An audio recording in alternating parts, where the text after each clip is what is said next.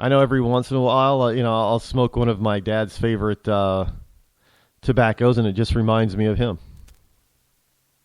Kind of something comforting about that. Yeah, I know humans can be comforted by the weirdest things, strangest thing. I know, but it's when you do something like that, it's simply because of who that person was when they were alive, what they did when they were alive.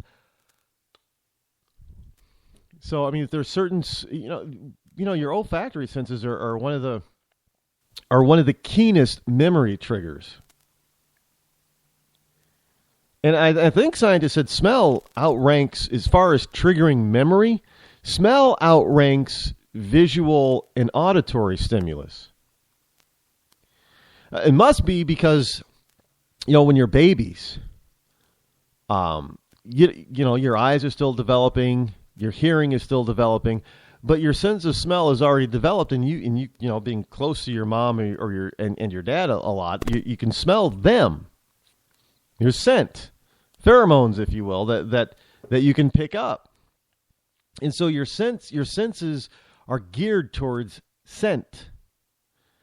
And scent can be a very strong motivator when it comes to memories, which is why when you smell something or think you smell something that is familiar, it nearly almost always automatically brings you back to a time, usually a happy time, sometimes a not so happy time, but it usually brings you back to a period of time that you find that scent to be most pleasant or most effective or most dramatic. So oftentimes if I smell a certain tobacco, I don't think of my father, 5 years ago. I think of my father when I was like 10 years old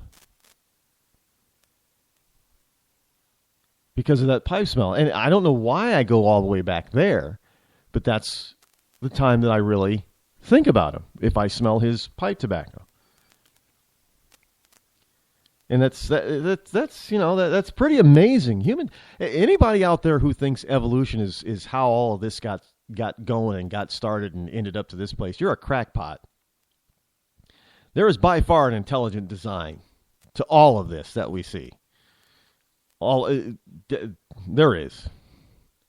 No doubt about it. I mean, evolution means that all this stuff is by accident and by random chance. Really? Something this organized and this ordered happened by happenstance. Yeah, no. That's just illogical. Illogical. Speaking of that, a cardinal, speaking of there being an intelligent designer, a Catholic cardinal, Cardinal Wuerl, Wuerl, look, I'm not Roman Catholic. I'm not anything Catholic. I'm of Protestant descent, if you will. But this cardinal is focusing in on the election, and he says abortion is a fundamental issue. And he says that open abortion rights has taught a generation that it's all right to kill. Now, this is there is a kind of a strange dichotomy to this. Because you have all these wonderful, millennials running around talking about, war is bad, give peace a chance. It's almost like listening to the 60s again. War is bad, war, blah, blah, blah, blah, blah, blah. Killing somebody, death row, all of that kind of killing is bad, bad, bad, bad, bad. And that the United States is the chief bad person when it comes to killing. We're the sponsor of murdering people all across the planet. We're the only civilized, industrialized nation that still executes prisoners for certain crimes. Death row. All that is bad. It's bad, bad, bad, bad. But then they get a little hypocritical when it comes to abortion. Oh, man, it's a woman's right to do what she wants. It's a woman's body. You can't tell a person what they can and cannot do. But, this generation is full of hypocrisy. It's bad to kill, an adult, but it's okay to kill a baby. Well, it makes no sense. You shouldn't be able to tell them what to do, but at the same time, they want to be able to tell you what to do. You cannot say stuff that is racially motivated, but hey, we're going to talk about white privilege. Well, isn't white privilege nothing but a racially motivated term?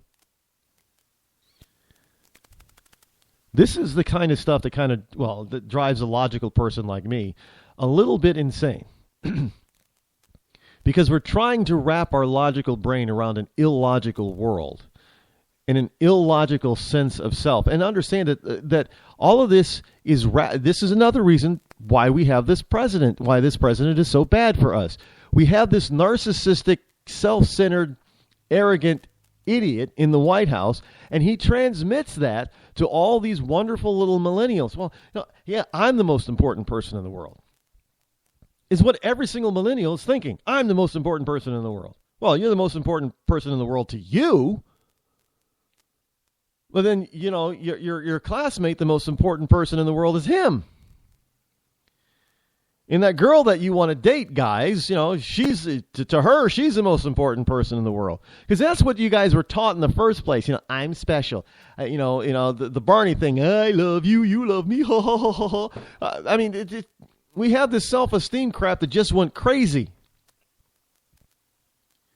And understand, China's dropping of the one-child limit rule per house has nothing to do with them trying to keep control of their population, because obviously the population is still growing in China. It's that these single-child households have led to two things.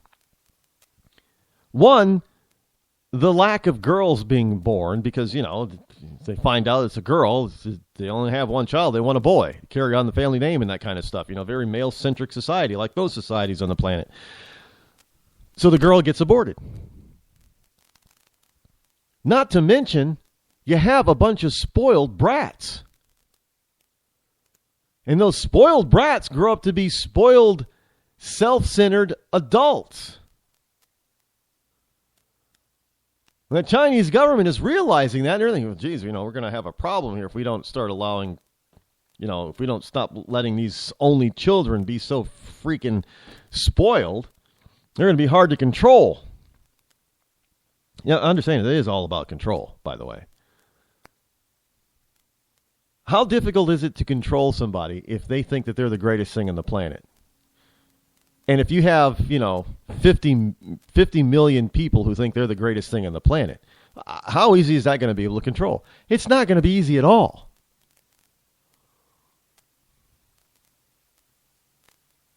Now think if you have a nation where you've got, hundreds of millions of people who think they're the greatest thing on the planet because they've been spoiled all throughout their life. What's a government to do?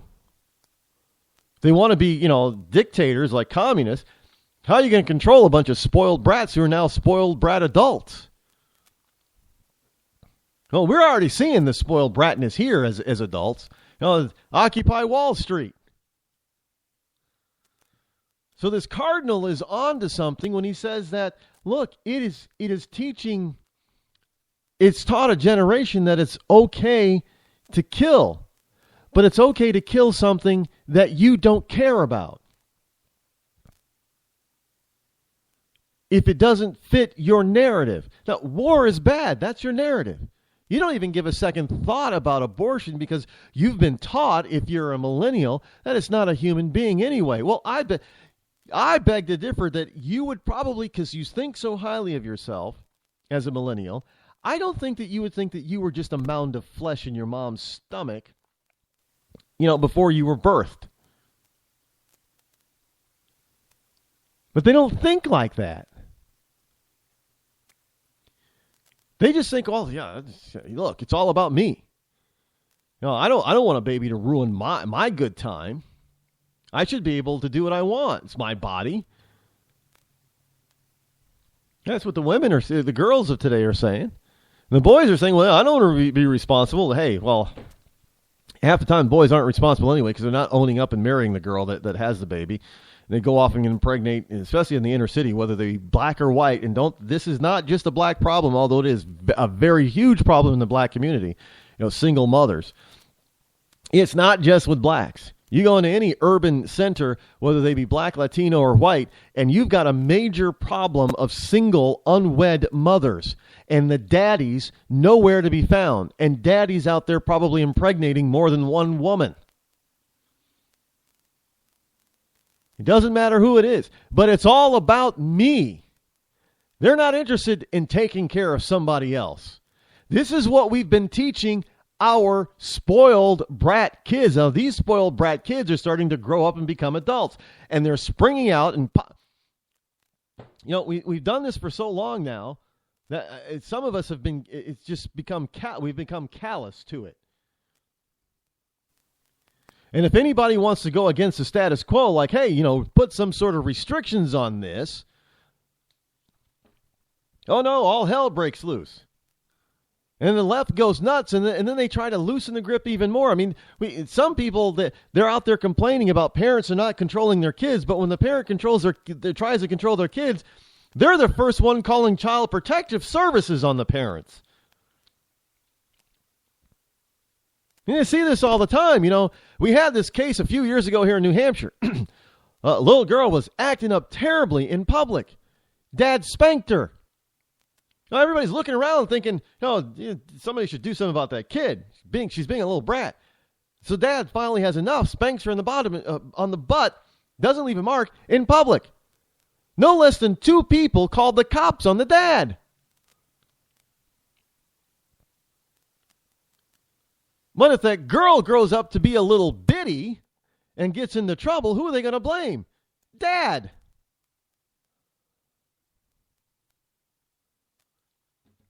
So it's this whole damned if you do, damned if you don't, because we want to spoil the hell out of these little kids. Well, these little kids, that little brat girl is now an adult.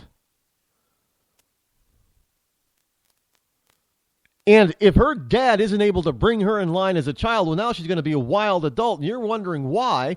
You got things like Maury Povich.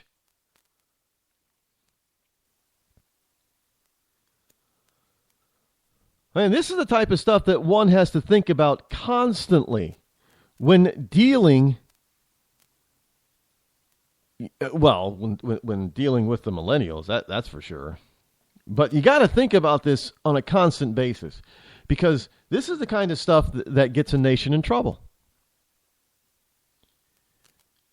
Well, indeed, we're a nation that's in trouble because we've let this leftist agenda creep in, and now it has creeped in so far, so big, so bad, that those who were indoctrinated early are now adults in their early and mid-20s, we call them the millennials, in their 20s. All they have known is nothing but this liberal indoctrination. There has been very little, if any, blowback from the conservative side, because they haven't had the ability to do so, because we've been kicked out of the schools, and so we have this large number of people in this millennial generation that knows nothing but the liberal mindset, and we wonder why they're so screwed up. And they're screwed up because this stuff comes from the top down. I know everybody talks, you got some of these liberals that talk about what about trickle up? Well, no, trickle up doesn't, you're telling me the culture is trickling up from the children? No, it goes from the top down. Adults to the children. And in this case, from the president down. And in the last 7 years, we've had a very stringent, sociological, pathological liar and narcissistic, arrogant SOB as president, who is a Marxist. And you're going to tell me that that's not going to affect the generations that he's the president over. 8 freaking years. Nearly a decade. And that's going to be felt, his presence is going to be felt long after he leaves office. And so we're going to wonder in another 10 or 20 years why these new batch of 20-somethings are so screwed up. It's because of this guy that's in the White House right now. And you're going to tell me that you're going to sit on your ass because your candidate didn't get the nod. You want to ruin another generation of America?